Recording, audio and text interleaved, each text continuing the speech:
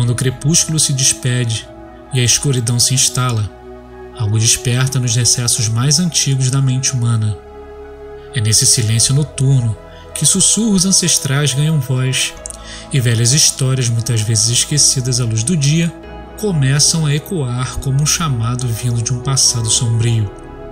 Entre todas as entidades que habitam este reino de penumbra, uma figura se destaca, atravessando gerações e culturas com seu magnetismo inquietante: o vampiro. Mais do que uma simples criatura do folclore, o vampiro é um símbolo multifacetado, um reflexo das angústias humanas, do medo da finitude, da atração pelo proibido.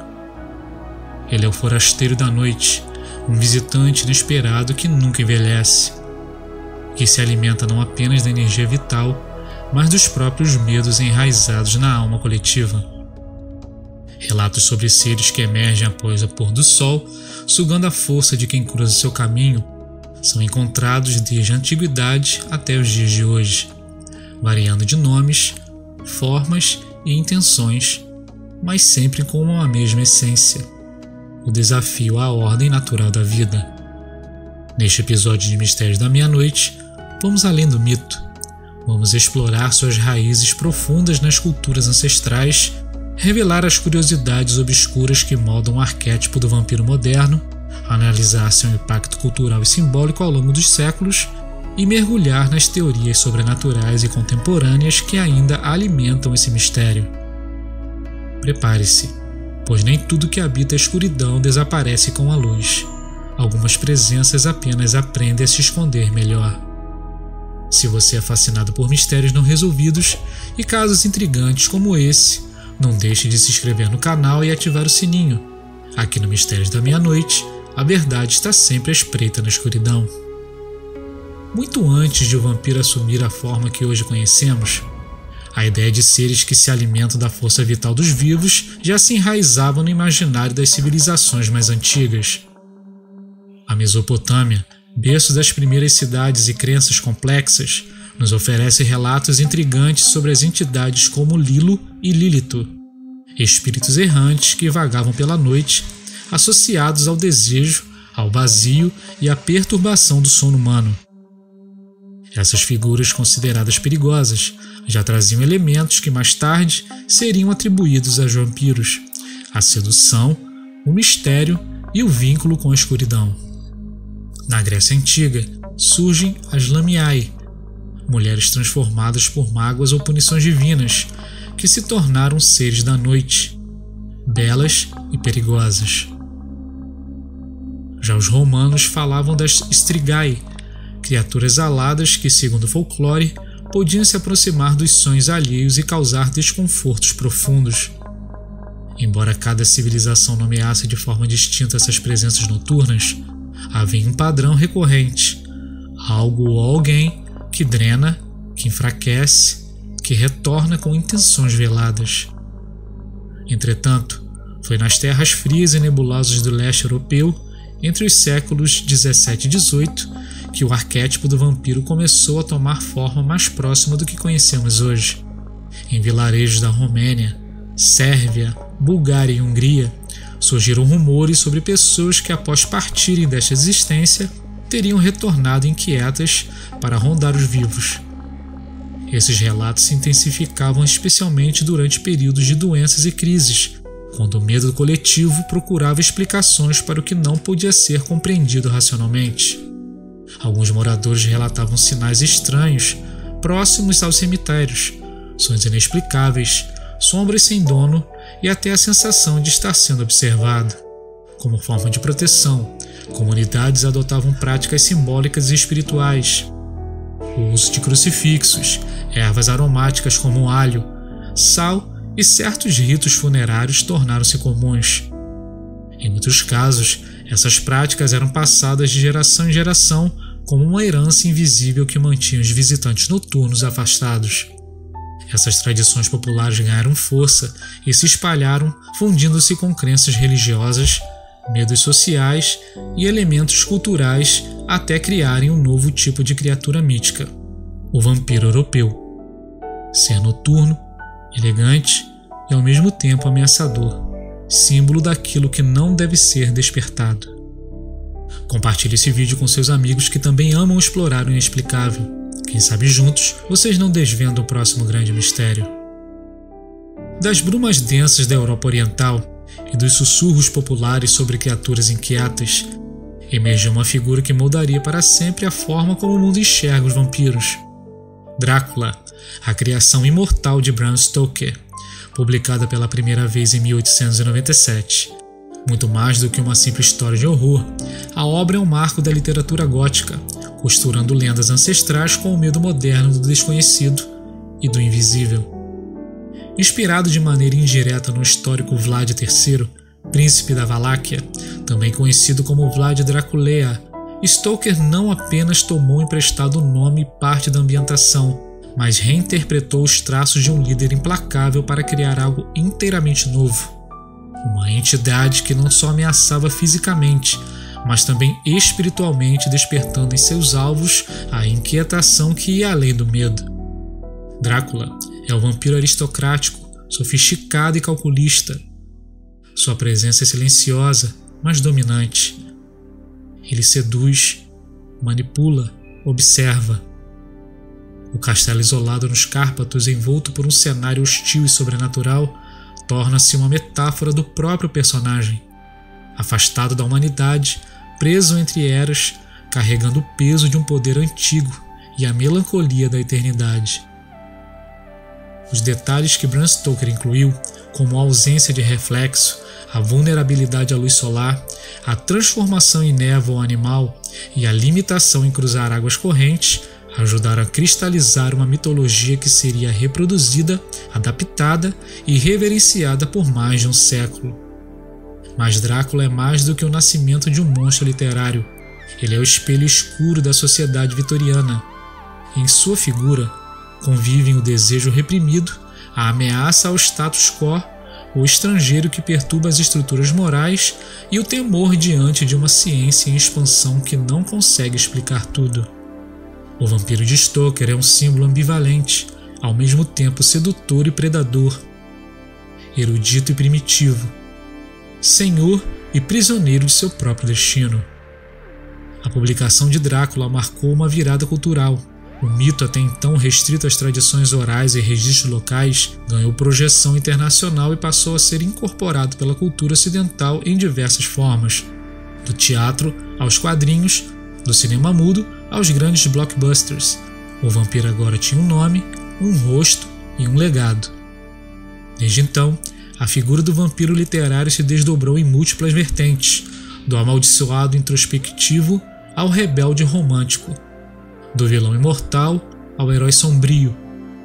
No entanto, todos carregam em seu DNA literário um traço do Conde: o peso da eternidade, a dualidade entre civilidade e instinto e a tensão constante entre pertencer ao mundo e jamais poder tocá-lo de verdade. Se este mistério mexeu com você, deixe seu like, isso nos ajuda a continuar trazendo histórias que desafiam o entendimento e alimentam o desejo pelo desconhecido. Ao longo dos séculos, a figura do vampiro foi sendo cercada por uma aura simbólica densa, construída por camadas de crença, superstição e necessidade cultural. Cada elemento ligado a essas criaturas carrega um significado mais profundo, espelhando os dilemas humanos diante da morte, da transgressão e do invisível. A ausência de reflexo nos espelhos, tradicionalmente atribuída aos vampiros, transcende o simples mistério. Na simbologia ancestral, o espelho é visto como uma ponte entre o mundo físico e a alma. Ao não se refletirem, os vampiros são percebidos como destituídos de essência espiritual, prisioneiros entre o mundo dos vivos e dos mortos, à margem da existência. A ideia também reflete o medo daquilo que não pode ser identificado, do que se escapa à realidade palpável. Água corrente. Em diversas tradições de regiões eslavas ao folclore oriental, acredita-se que criaturas sobrenaturais não conseguem cruzar rios ou riachos. A água em movimento representa a vida em fluxo, a purificação e o limite entre o plano terreno e o espiritual. A incapacidade do vampiro de atravessá-la o isola ainda mais da humanidade, reforçando sua condição de exílio eterno, um ser estagnado, fora do tempo e da renovação. permissão para entrar. Uma das crenças mais intrigantes é a de que um vampiro só pode adentrar uma residência se for convidado. Mais do que uma regra folclórica, essa ideia carrega um poderoso símbolo, o respeito pelo livre-arbítrio. A figura do vampiro, como representação do mal ou da tentação, só pode se manifestar se houver uma abertura voluntária, mesmo que inconsciente. É uma metáfora sobre as escolhas humanas diante do desconhecido e da sedução do proibido.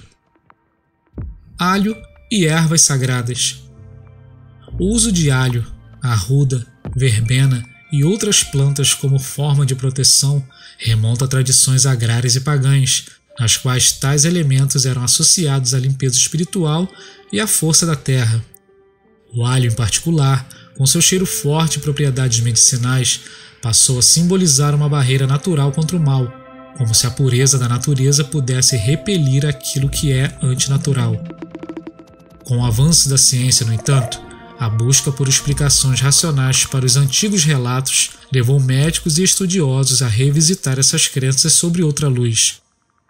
Diversas condições médicas, hoje bem documentadas, foram por muito tempo vistas como manifestações do sobrenatural. Porfiria. Trata-se de um grupo raro de doenças metabólicas hereditárias que afetam a produção do heme, componente do sangue. Em casos graves, causa sensibilidade extrema à luz solar, retração gengival, dando a impressão de presas salientes, palidez intensa, olhos avermelhados e deformações na pele, características que coincidem de maneira assustadora com o estereótipo clássico do vampiro. Catalepsia, um distúrbio neurológico que leva a episódios de paralisia profunda, onde o indivíduo permanece imóvel com sinais vitais tão tênues que pode ser confundido com a morte. Em séculos passados, antes de diagnósticos precisos, muitos foram enterrados prematuramente, alimentando o medo de que certos mortos retornassem ao túmulo. Hipersensibilidade sensorial e comportamental.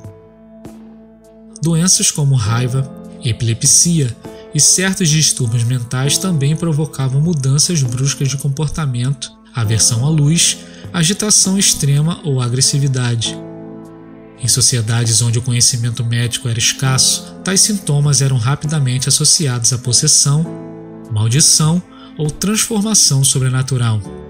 Essas explicações médicas não enfraqueceram o mito, pelo contrário, o vampiro sobreviveu à racionalidade, adaptando-se a novas leituras e mantendo seu poder simbólico intacto. Ele tornou-se um ponto de encontro entre a ciência e a superstição, entre o que o ser humano pode explicar e o que ainda insiste em escapar. No fim, o mito do vampiro não foi apenas uma resposta ao medo da morte ou à degeneração física. Foi e continua sendo um reflexo do medo de perder o controle sobre os próprios instintos, a própria identidade e, sobretudo, a própria humanidade. Com o passar dos séculos, o vampiro deixou de ser apenas uma ameaça oculta que rondava túmulos e assombrava vilarejos. Ele evoluiu, não biologicamente, mas simbolicamente, tornando-se uma figura multifacetada, moldada pelas angústias, desejos e transformações culturais de cada época. O monstro arquetípico cedeu espaço a um personagem complexo, ora predador, ora Marte, ora romântico trágico. E em cada nova versão, ele revelou não apenas suas presas, mas também as máscaras que usamos para ocultar nossas próprias sombras. A cultura pop foi uma das maiores responsáveis por esta transformação. O cinema em especial não apenas reimaginou o vampiro, ele o eternizou na linguagem visual e emocional das gerações. Nosferatu, 1922.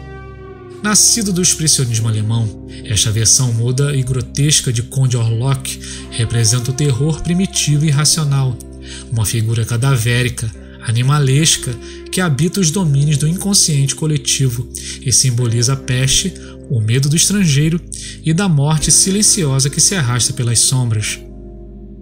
Drácula, 1931. Interpretado por Bela Lugosi, trouxe à figura do vampiro uma nova roupagem, elegante, aristocrática, sedutora. A ameaça passou a ser sutil, envolvente. O monstro já não precisava rugir, bastava olhar. Essa versão cristalizou o vampiro como o outro refinado, o invasor de charme letal. Entrevista com o vampiro, 1994. Aqui o foco se desloca da ameaça para o tormento. A imortalidade antes desejada é retratada como prisão. Vampiros como Louise Lestat vivem assombrados por suas escolhas, suas perdas e a incapacidade de pertencer ao mundo humano. A sede de sangue dá lugar à sede de sentido. Surgem questões existenciais, dilemas éticos, traços de melancolia e culpa. O vampiro agora sofre, ama e se pergunta o que significa ser eterno. Crepúsculo, Diários de Vampiro e outros filmes afins. A partir dos anos 2000, o vampiro passa a habitar o universo adolescente. Ele é redesenhado como um símbolo de intensidade emocional, conflitos internos e paixões arrebatadoras. Nessas versões, o terror dá lugar ao romance, a maldição ao dilema de amar sem envelhecer. O monstro agora vive entre nós, vai à escola, luta contra seus impulsos e deseja, acima de tudo, ser aceito. Essa transição não foi acidental. Ela acompanhou as transformações da própria sociedade. À medida que o medo do sobrenatural foi cedendo espaço às crises existenciais, identitárias e afetivas, o vampiro deixou de ser o reflexo de um medo coletivo externo para tornar-se espelho de conflitos internos. De predador a Marte, de símbolo do mal a herói romântico. O arquétipo vampírico passou a expressar tudo o que nos inquieta: a solidão, o desejo reprimido, o medo da morte e da vida. O vampiro, portanto, transcende a ficção. Ele caminha ao nosso lado, reinventando-se a cada geração, adaptando-se aos medos e desejos do agora. E talvez sua força resida justamente nisso, na capacidade de se moldar às sombras de cada tempo, revelando sem piedade os contornos mais obscuros e mais humanos da alma. Mas e aí? Eu quero saber o que você acha. Deixe seu comentário abaixo e compartilhe sua teoria sobre esse mistério. Sua opinião pode nos ajudar a desvendar ainda mais segredos escondidos na escuridão. Mais do que uma criatura da noite, o vampiro pode ser visto como uma metáfora viva das profundezas da psique humana, uma sombra que nos habita e que muitas vezes preferimos ignorar. Na psicologia analítica de Jung, essa sombra representa os aspectos reprimidos do nosso ser, desejos, impulsos, emoções ou traumas que a consciência tenta negar, mas que continuam atuando no inconsciente. O vampiro, nesse sentido, é a personificação desses conteúdos ocultos, um espelho escuro de nossa natureza primitiva. O vampiro não apenas se alimenta de sangue, ele seduz, envolve, manipula. Seu ataque é muitas vezes descrito em termos sensuais, revelando o lado instintivo e incontrolável do desejo. Em épocas marcadas por repressão ou moral rígida, como a era vitoriana, o vampiro surgiu como uma válvula de escape simbólica para os anseios reprimidos. Ao encarnar o proibido, ele se torna a materialização do desejo que a sociedade e o próprio indivíduo tenta sufocar. A sede insaciável por sangue pode ser lida como uma analogia ao vício. O vampiro é um ser que perdeu o controle, escravizado por sua necessidade. Não escolhe mais alimentar-se, ele precisa. Assim como o vício em substâncias ou comportamentos destrutivos, o vampirismo retrata um ciclo de compulsão, culpa e isolamento. O monstro aqui não é outro, é o lado de nós que não consegue dizer não, mesmo quando sabe que o preço será alto. Ao morder sua vítima, o vampiro muitas vezes a transforma em igual. Essa contaminação simbólica fala sobre o medo da dissolução do eu, da perda da própria identidade diante de influências externas ou internas avassaladoras. O indivíduo deixa de ser quem ele era para tornar-se algo estranho, movido por instintos alheios à sua antiga consciência. A metáfora se aproxima de distúrbios de personalidade, depressão profunda ou mesmo alienação social. Enquanto muitos se associam à imortalidade e à liberdade, o vampiro a vive como um fardo. Ele não envelhece, mas também não evolui. Assiste o tempo passar, as pessoas morrerem, as mudanças escaparem por entre os dedos. Essa eternidade estagnada representa o medo do vazio existencial, do tédio absoluto, da ausência de propósito. A promessa de vida eterna se transforma ironicamente numa condenação à morte interior. Por viver às margens da sociedade, escondido, o vampiro é também uma figura solitária. Seu exílio não é apenas físico, é emocional e espiritual. Ele teme o contato com o outro, pois carrega dentro de si uma culpa ancestral, uma monstruosidade que o impede de se conectar completamente. Aqui o arquétipo do vampiro dialoga com estados de alienação emocional, depressão e ansiedade social, mostrando como o medo do próprio lado sombrio pode levar ao afastamento total. O mito do vampiro permanece relevante não apenas porque nos assusta, mas porque nos revela. Ele persiste porque somos todos, em algum grau, assombrados por nossas próprias sombras. O vampiro moderno já não se esconde apenas em castelos ou cemitérios. Ele vive nas esquinas da mente, nos impulsos contidos, nas emoções que tememos encarar. E talvez seja por isso que, apesar de cruzar séculos e civilizações, essa figura ainda nos atrai, porque o verdadeiro medo não está no monstro que espreita lá fora, mas naquele que silenciosamente desperta dentro de nós. E assim mais um enigma se junta à nossa coleção de mistérios insondáveis. No próximo episódio, continuaremos nossa busca por resposta nas sombras. Até lá, mantenha sua mente aberta e os olhos sempre atentos, porque o desconhecido pode estar mais perto do que você imagina. Nos vemos na próxima meia-noite.